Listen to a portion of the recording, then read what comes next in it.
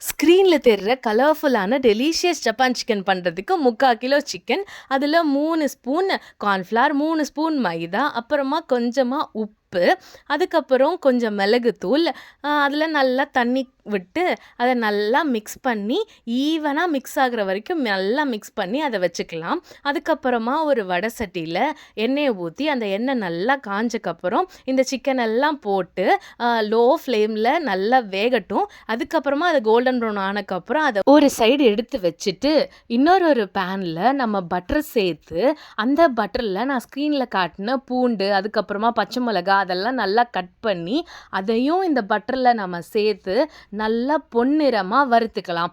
அதுக்கப்புறமா நம்ம கொஞ்சமாக பாலையும் இதில் சேர்த்துக்கலாம்.